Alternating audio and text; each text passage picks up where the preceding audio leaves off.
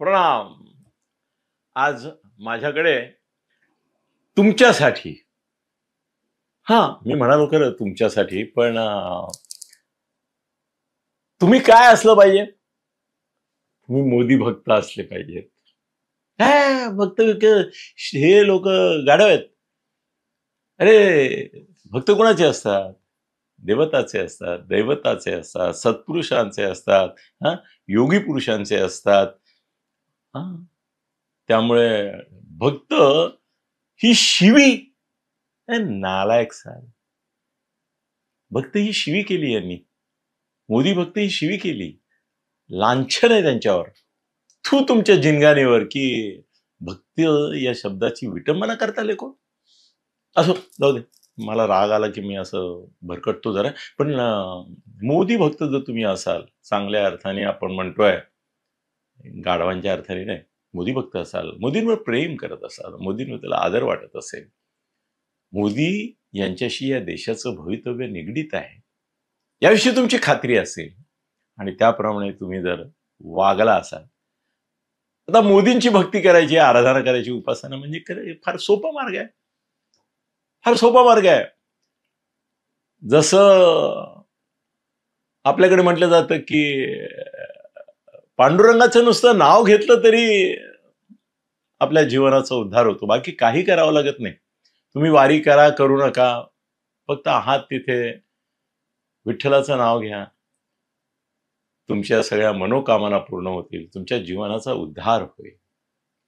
होय, तसंच तुम्ही मोदींची आराधना उपासना करायची म्हणजे काय त्यांची मूर्ती स्थापन करायची? अजिबात नाही.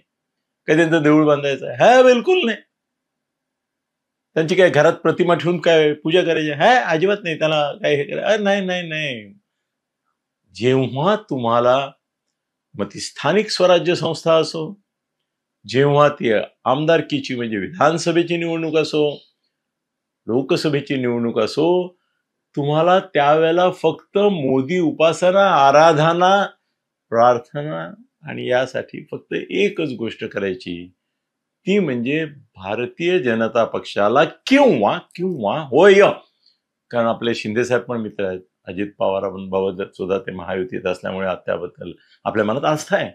तर मोदी आणि त्यांचे सहकारी पक्ष जे असतील त्यांना आपण आपलं मत देणं हीच आराधना आहे, हीच साधना आहे, हीच प्रार्थना आहे, हीच त्यांच्याप्रती एक समर्पिततेची भावना आहे. ते करता ना तुम्ही? करता ना? मग तुम्ही मोदी भक्त आहात, मग तुमच्यासाठी ही आनंदाची बातमी आहे. बातमी काय मित्रांनो? तुम्हाला आता एव्हाना माहिती झालंय की मी दुपारी साधारण 2-3 वाजेपर्यंत व्हिडिओ करतो, सकाळी 10 वाजेपासून अनेक व्हिडिओ करतो. तुम्हाला हा एक दिसतो, पण जवळजवळ एक 8-10 वेगवेगळ्या चॅनल्स ना, काही हिंदी आहेत, एक इंग्रजी पण आहे, काही मराठी आहेत. त्या चॅनलशिवाय माझा अनिल गगनविधी थत्ते आहेच, त्यालाही तुम्ही सबस्क्राईब केलेलं आहे, नसेल तर करा.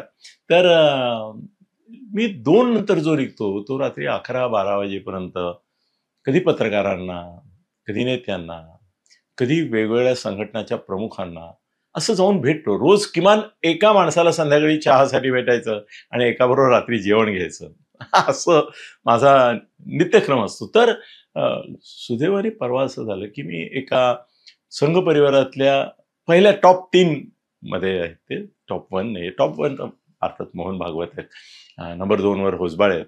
तर त्यामुळे नंबर 3च्या नेत्यांना मी कधीपासून सांगत होतो की मला एक तुमच्याबरोबर चहा प्यायचा आहे. तर त्यांना वेळ झाला, तर त्यांनी मला बोलवलं, मी गेलो. तर ते मला अनिल म्हणतात, आता मी तर आता 76 यार, आता 76 झालो, 77ला पदार्पण. हो, तर ते माझ्यापेक्षा लहान आहेत खरं म्हणजे वयाने.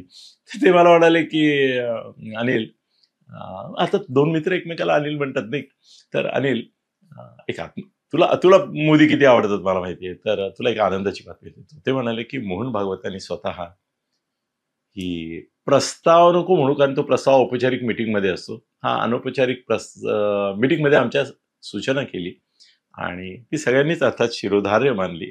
प्रत्येकाच्या मनात होतच, ते फक्त मोहन भागवतांच्या तोंडून आलं. आणि सगळे खुश झाले. ते म्हणाले 2034 पर्यंत पंतप्रधान पदावर नरेंद्र मोदीच राहतील असा मोठा निर्णय मोहन भागवतांनी घेतला आहे आणि मोहन भागवतांनी तो आम्हाला कन्व्हे केला आहे आणि मोदींनाही तो अवगत आहे की 2034 पर्यंत आपल्याला या देशाची धुरा सांभाळायची आहे. नशीब आहे सर आपलं दोस्तो मित्र, जर नशीब आहे आपलं की हे काय होतं माहितीये, दोस्तो का म्हणायला माहिती, मित्रो का म्हणायला माहितीये की इतक्या हिंदी चॅनलला मी माझे व्हिडिओ पाठवतो की मला त्यांच्याशी बोलताना हिंदीत बोलताना हे सवय लागली. तर सुदैवाने आपल्या सगळ्यांच्या मोदींची तब्येत खणखणीत आहे.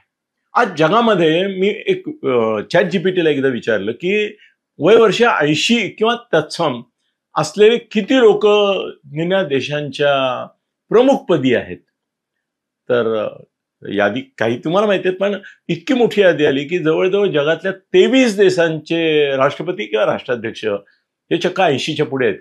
एक तर 87 आहेत. आपले नरसिंहराव नव्हते का 83व्या वर्षी पंतप्रधान झाले. त्यामुळे आणि हे 75 हा विषय संपला ना, झाले मोदी 75, कुठे काय झालं?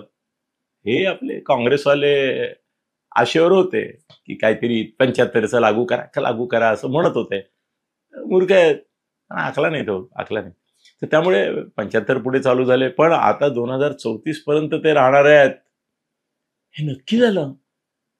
तुम्ही म्हणाल अनिलजी तुम्ही 2 बातम्या आहेत असं म्हणाल, दुसरी बातमी काय? हा, तर मोदींची तब्येत ठणठणीत खणखणीत सणसणीत आणि त्यामुळे 34 पर्यंत आपल्याला मोदींची साथ मिळणार, नेतृत्व मिळणार, ही भाग्याची गोष्ट आहे. दुसरी एक चांगली बातमी माझ्याकडे आहे की देवेंद्र फडणवीस यांच्याबाबत देखील निर्णय झाला असं नाही म्हणत, परंतु आहे म्हणजे विचारधारा तशी आहे. ते आता संघ परिवाराने देखील इनडायरेक्टली त्यांच्या निकटवर्तीयांना सूचित केलंय की पुढली 2034 पर्यंतची वर्ष म्हणजे मला वाटतं 3 का 4 वेळा मुख्यमंत्री होण्याचा मान देवेंद्र फडणवीस यांना मिळेल. ते होतील. 34 पर्यंत मोदी पीएम आणि देवेंद्र फडणवीस सीएम. या काळामध्ये त्यांची राष्ट्रीय प्रतिमा देखील उभी केली जाईल. तुम्हाला माहित नसेल, पण मला माहिती आहे म्हणून मी एक सांगतो की आत्ताच देवेंद्र फडणवीस यांची आंतरराष्ट्रीय प्रतिमा उभी करण्याकरता 50 फॉरेनर्स, त्यातले काही जर्मन, काही फ्रेंच, काही इतर वेगवेगळ्या देशातले लोक आलेले आहेत आणि त्यांचं एक युनिट, मीडिया युनिट स्थापन झालेलं आहे 50 लोकांचं. आणि ते 50च्या 50 फॉरेनर्स आहेत. त्यांच्यासाठी एक बिल्डिंग आहे, तिथे ते जगभरामध्ये मोदींचे फडणवीसांचे मेसेज करतात. मोदींचे करतात पण फडणवीसांचे करतात. आणि फडणवीसांचं इंटरनॅशनल ब्रँड बिल्डिंग सुरू झालाय, इमेज बिल्डिंग सुरू झालाय. त्यांच्याकरता एक समोर 5 स्टार हॉटेलमध्ये सगळ्यांना रूम्स घेतलेले आहेत आणि त्यांना 2-2, 5-5 लाख रुपये पगार आहे. आणि 50 माणसं आहेत जगभरातली जी आता ते ब्रँडिंग करतात. इंडियामध्ये तर मला कोणी सांगितलं की 500 माणसं जवळजवळ त्यांच्या ब्रँडिंगसाठी काम करतात. 200 तो ऑफिशियली करतात, 300 इनडायरेक्टली करतात. सगळ्या भारतातल्या महत्वाच्या एजन्सी फडणवीसांकडे येतात. एनिवे, तर ब्रँडिंग तर एकीकडे होत राहील. त्यांची यंग मॅन यंग तरुण माणूस आहे, धडाडीचा माणूस आहे, उत्साही आहे, कल्पक आहे, बुद्धिमान आहे, प्रतिभाशाली आहे, एक आर्थिक आणि प्रशासकीय शिस्त असलेला असा माणूस आहे. त्यामुळे देवेंद्र फडणवीस 34 पर्यंत सीएम. काही लोकांना ती बातमी नाही आवडणार, पण आहे. आणि महाराष्ट्रातही आज फडणवीसांना पर्याय नाही. मोदींना देशात आणि महाराष्ट्रात फडणवीसांना पर्याय नाही. त्यामुळे 34 पर्यंत तेही राहतील. मला वाटतं मी तुम्हाला याच्यापेक्षा अधिक चांगली न्यूज दुसरा कोणी देऊ शकणार नाही, मी ती दिली. त्यांचंही अभिनंदन आणि मलाही धन्यवाद द्या. धन्यवाद.